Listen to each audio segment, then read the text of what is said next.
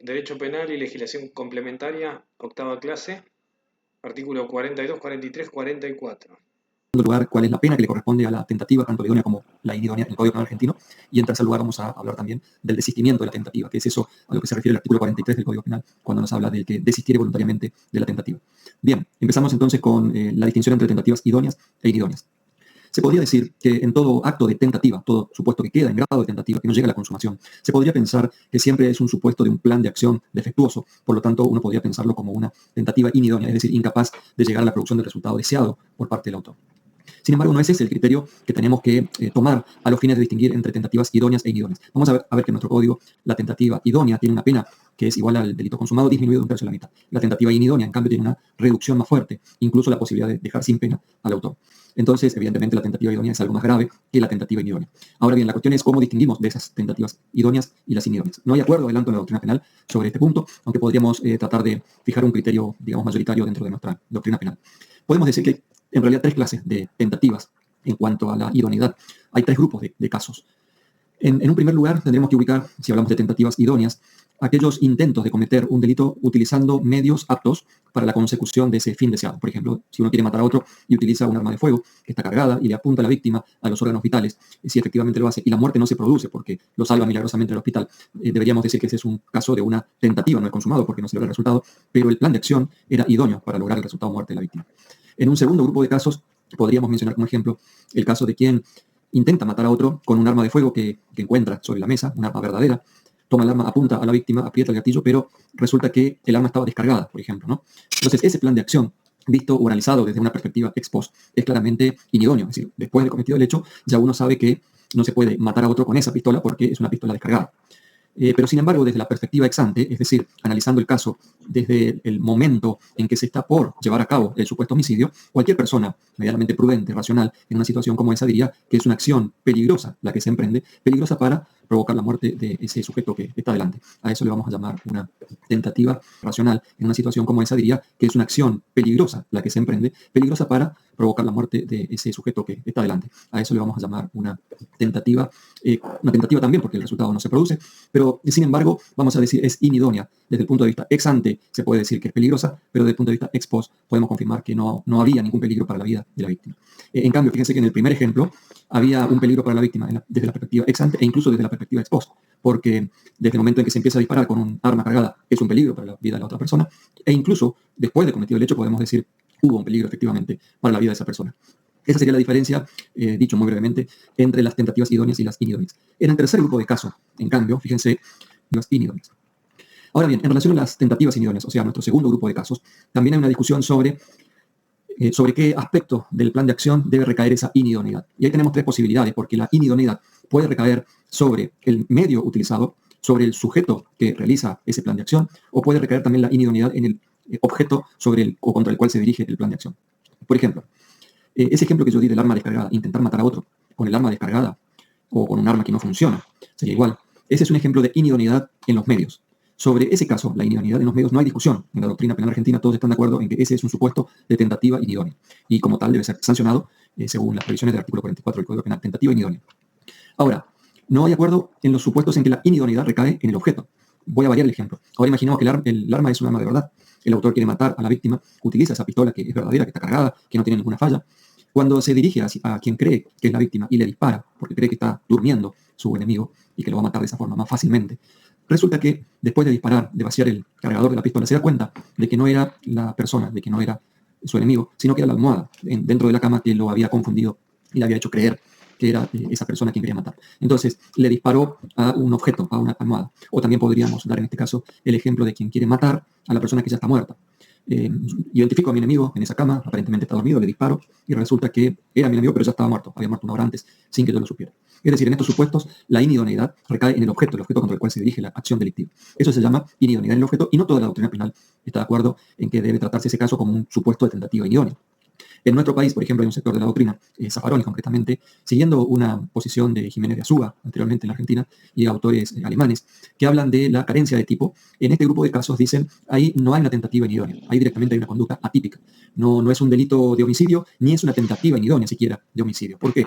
Porque para que exista por lo menos una tentativa de homicidio, es necesario que yo comience a ejecutar un delito determinado. Y no se puede comenzar a ejecutar un homicidio de una persona que ya está muerta. O no se puede comenzar a ejecutar un homicidio de una cosa, en el caso de la almohada. Entonces, en esos supuestos en que el objeto es inidóneo para ser objeto del delito que se quiere cometer, ya algunos autores de la doctrina hablan de conducta atípica, en la llamada teoría de la carencia de tipo. Y en esos supuestos directamente se excluye la tipicidad. No es ni consumado ni una tentativa. En cambio, para otro sector de la doctrina penal alemana e incluso en Argentina, que siguen un criterio, digamos, más subjetivista, consideran que ahí también puede haber un ejemplo de tentativa inidónea. Estos autores parten de la idea de que lo determinante es si el autor tuvo motivos razonables para pensar que esa persona a quien se quiere matar todavía puede estar con vida. Entonces, si en nuestro ejemplo el autor no ha tomado ningún recaudo ni tenía motivos para imaginarse que estuviera muerto por un ataque cardíaco una hora antes, y le dispara, le vacía el cargador, entonces eso es una conducta que infringe la norma que le prohíbe matar a una persona y en consecuencia debe considerarse una tentativa de homicidio, tentativa inidónea de homicidio, pero debería ser un acto punible que no puede dejarse sin sanción. Fíjense la diferencia, los primeros dicen conducta atípica, los segundos dicen también eso es tentativa inidónea. Bien, hasta ahí tenemos la inidoneidad en el medio utilizado y la inidoneidad en el objeto. Hay acuerdo, sí, total, en la doctrina penal de que el otro grupo de casos, que es la inidoneidad del autor, no es un caso de tentativa inidónea. Sería el ejemplo de aquellos delitos que exigen de parte del autor una cualidad determinada. Por ejemplo, los delitos de funcionario público, imaginemos el delito de prevaricato, exige que el autor sea un funcionario público. ¿Qué pasa cuando una persona cree cumplir con esos requisitos de autoría que exige el tipo penal y sin embargo no los tiene? O sea, ¿qué pasa cuando una persona cree que es un funcionario público y está resolviendo de manera incorrecta un caso? Por ejemplo, una persona cree que está comprendido dentro de los supuestos que habla el delito de prevaricato y en realidad es un juez de un partido de fútbol, ¿no? Cuando el prevaricato solamente podría ser cometido por un funcionario judicial. Bien, en esos casos en que el error o la inidoneidad recae en las características del autor, toda la doctrina penal dice eso no es una tentativa inidónea, ahí hay de acuerdo, eso es una conducta atípica. Técnicamente se le llama, es un delito putativo, el autor cree que esa conducta está penada por la ley, pero objetivamente eso no es considerado un delito. Entonces, resumiendo, la inidoneidad podría recaer en el autor o características del autor, en el objeto o en los medios utilizados. Hay acuerdo en que si la inidoneidad recae en el autor, eso es una conducta atípica.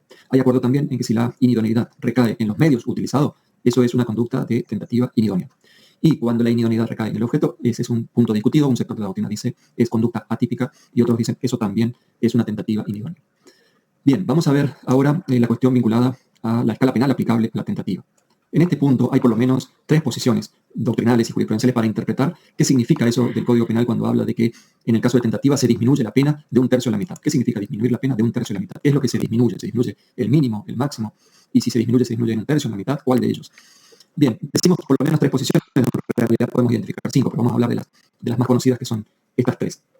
El primer criterio es el que se le atribuye a Sebastián Soler, un autor tradicional en el derecho penal argentino. Sebastián Soler decía que la pena de la tentativa tiene que haber el desistimiento, por último. En el artículo 43 del Código Penal argentino está previsto esto del desistimiento. ¿Y qué significa? Dice, el autor de tentativa no estará sujeto a pena cuando desistiere voluntariamente del delito.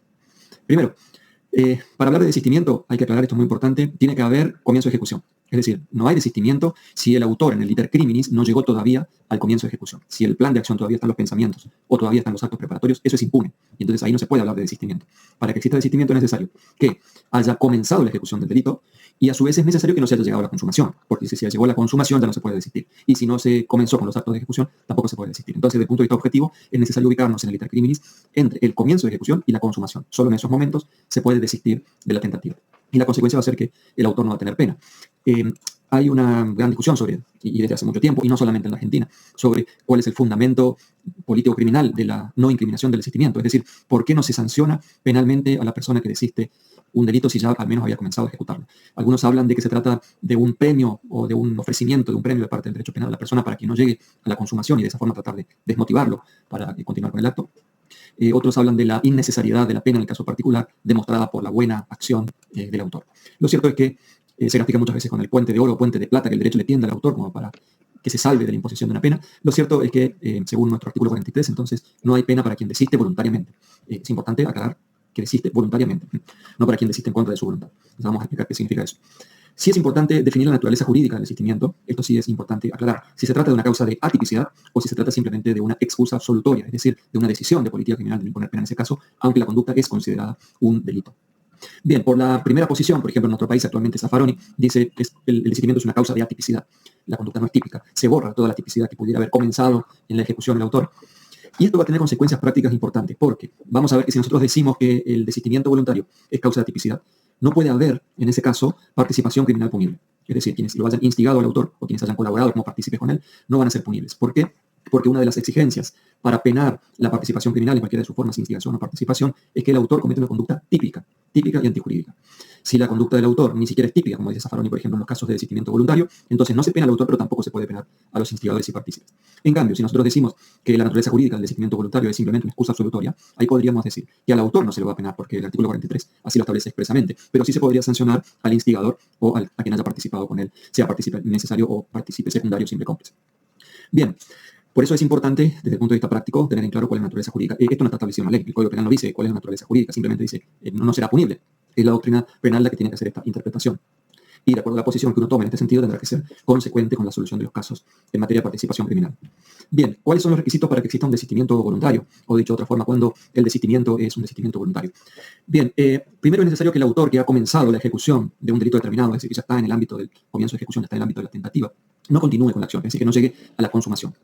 Segundo, es necesario que ese desistimiento, ese no continuar con la acción, sea un acto voluntario.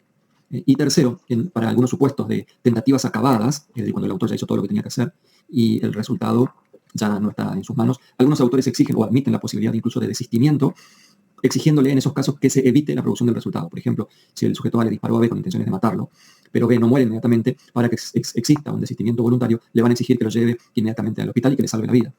Ahora, hay otro sector de la doctrina penal en la Argentina que no admite el desistimiento voluntario cuando existe ya una tentativa acabada, es decir, cuando de alguna forma el autor ya hizo todo lo que era suficiente hacer según su plan de acción para lograr el resultado. Entonces, si le disparó con un arma de fuego a los órganos vitales con la intención de matarlo, no importa que después le salve la vida en el hospital. Ese acto de tentativa de homicidio sería imposible de desistir. Entonces, tampoco hay acuerdo en la doctrina penal sobre si se puede desistir de una tentativa acabada o no. Hay quienes sostienen que sí, hay quienes sostienen que no. ¿Qué significa eso de que el desistimiento tiene que ser voluntario? Que sea voluntario significa que el desistimiento que decide el autor no haya sido motivado por alguna circunstancia externa y que pertenece al sistema penal. Por ejemplo, si el ladrón que está robando el banco interrumpe su acto porque sonó la alarma y se imagina que va a venir la policía o que va a ser descubierto, ese desistimiento, es decir, si él vuelve hacia atrás, no es voluntario. ¿Por qué? Porque la decisión no vino de su fuero interno, sino que vino impuesta por algún mensaje del sistema penal. La alarma, la existencia de una cámara que antes el ladrón no sabía que existía. Si eso fue lo que le decidió a no continuar con el acto, entonces en esos supuestos vamos a decir el desistimiento no es voluntario y en esos casos el acto queda así en grado de tentativa. Y esos actos van a ser punibles. Se sanciona no solamente el delito consumado, sino también el delito en grado de tentativa, o la tentativa, como se conoce en la dogmática penal. De manera que no solamente se sanciona a quien logre matar a otro, robar a otro, o violar a otro, sino también a quien intenta matar a otro, intenta robar e intenta violar a otra persona, siempre y cuando se cumplan con determinados requisitos. Es común identificar 4 etapas dentro del iter criminis, o sea, del plan criminal, y esas 4 etapas serían la etapa de ideación, preparación, ejecución y consumación. Y tanto la ideación como la preparación son etapas no punibles, de acuerdo a la vigencia del principio cogitationis poenam nemo patitur, o, dicho de manera más fácil, los pensamientos no pueden ser penados. Se considera pensamiento dentro de este principio aplicable al derecho penal, no solamente la etapa de ideación, es decir, cuando el autor está pensando, preparando su plan, sino incluso cuando lo está preparando. Entonces, el hecho de, por ejemplo, comparar un veneno con la finalidad de matar a la víctima se considera un hecho no punible porque no estaría todavía abarcado lo que se llama la etapa de ejecución y menos aún de la consumación. Entonces, son punibles las etapas de ejecución y de consumación. Vamos a ver después cómo se puede diferenciar sobre todo este momento de la preparación con la ejecución, que desde el punto de vista práctico es lo más importante, porque es el que marca el límite en la punición desde la óptica de la tentativa. Bien, la tentativa está prevista en el Código Penal argentino en el artículo 42 a 44. En el artículo 42 establece el concepto de lo que sería la tentativa, y dice el Código Penal argentino que el que con el fin de cometer un delito determinado comenzare su ejecución, pero no lo consuma por circunstancias ajenas a su voluntad, ese va a tener la pena que se establece en el artículo 44. Ahí en el 44 está prevista la pena para la tentativa. Vamos a ver también aparte cómo se considera esa disminución de un tercio de la mitad del que habla el artículo 44, que es bastante discutible. Lo cierto es que está previsto en nuestro Código Penal, primero, la punición de la tentativa, no solamente de los delitos consumados, eso ya es una decisión de política criminal importante, y segundo, está prevista la sanción penal de la tentativa con una escala penal disminuida en relación al delito consumado. Esto, segundo, también es muy importante, es una decisión de política criminal y hay que tratar de justificar por qué. Hago esta relación porque en otros códigos penales más modernos, por ejemplo, el Código Penal de Paraguay, vigente desde hace prácticamente 20 años, se sanciona también la tentativa, pero con la misma escala penal que el delito consumado, siempre y cuando se trate de las llamadas tentativas acabadas, es decir, cuando el autor ya hizo todo lo que debía hacer según su plan de acción para consumar el delito. Pero en nuestro código, en el Código Penal argentino, entonces, la tentativa tiene, primero, una sanción penal y segundo, con una sanción penal diferente al delito consumado. Concretamente es una pena menor a la pena del delito consumado. Bien, vamos a ver entonces, en primer lugar, cómo se explica que no solamente el delito consumado, o sea que también la tentativa es punible.